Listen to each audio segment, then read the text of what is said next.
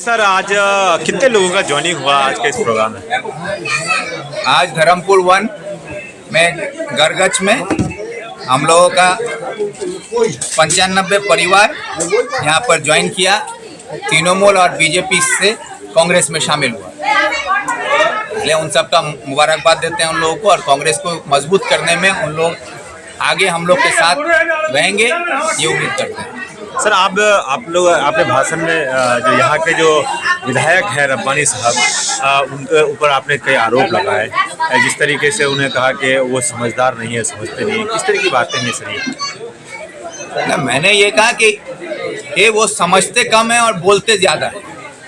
तो ये जो है एक तरह की बीमारी है कि समझने में कमी है और बोलने में ज़्यादा है।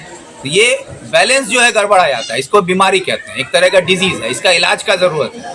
इसलिए हम कह रहे हैं ये बात कि कई जगह वो तकरीरों में दीदी का गुणगान करने में ये बोलते हैं कि अब हमारे इलाके में डॉक्टर पैदा हो रहा है, अब इसका बच्चा डॉक्टर, उसका बच्चा डॉक्टर, ये बोल रहे हैं। तो जो डॉक्टर बन के आ रहे हैं ग्वालपोखर के, मैं उन बच्चों को मुबारकबाद देता हूँ। लेकिन मेरा ये सवाल है कि जो भी बच्चे डॉक्टर बन के आ रहे हैं या आला मुकाम हासिल कर रहे हैं, उनके घर में वालिद के पास इतनी सलाहियत है कि वो अपने बच्चों को बाहर पढ़ा रहे हैं, उनका बच्चा मेडिकल करके आ रहा है। एक भी बच्चा क्या ग्वालपोखर में ऐसा है जो लोधन हाई स्कूल से इंटर पास किया हो और वो मेडिकल कर लिया, धर्मपुर हाई स्कूल से इंटर पास करके वो मेडिकल कंप्लीट किया हो, इलाही बख्श हाई स्कूल में पढ़ के वो MBBS कर रहा हो, ऐसा एक भी बच्चा दिखा दें?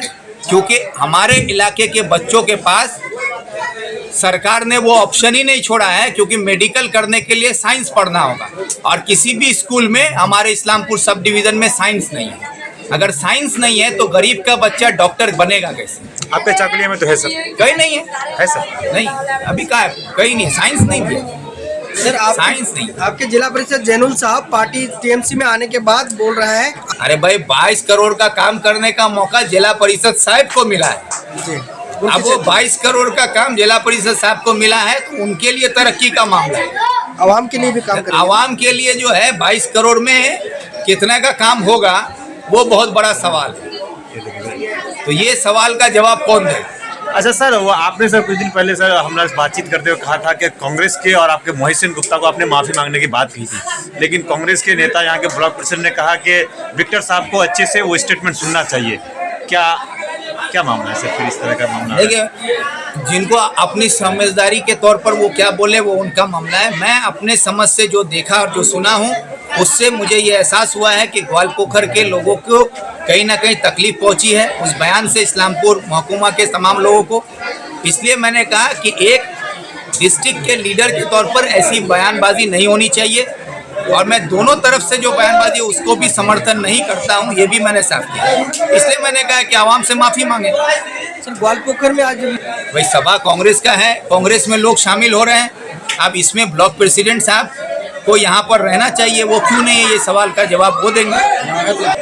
नसीम साहब के बारे में। हाँ, नसीम साहब के बारे में हम बता रहे हैं, वो उनसे पूछिए। हमारा ब्लॉक प्रेसिडेंट तो यहाँ पर है सर। अभी 3 नहीं, रब्बानी साहब या तृणमूल अभी ये कोशिश में लगी हुई है, जितना भी आवाम का चुना हुआ नुमाइंदा है उन सबको तृणमूल में शामिल कर लो, यही कोशिश में लगी हुई है। इसीलिए हमारा जिला परिषद जैनुल, हमारा जिला परिषद बाबू और भी लोगों को अभी तृणमूल में शामिल किया जा रहा है। तो वही हम कह रहे हैं कि पूरे ग्वालपोखर में जितना वार्ड मेंबर है, जितना पंचायत समिति है और जितना जिला परिषद है, सबको मिला के 300 लोग भी नहीं है।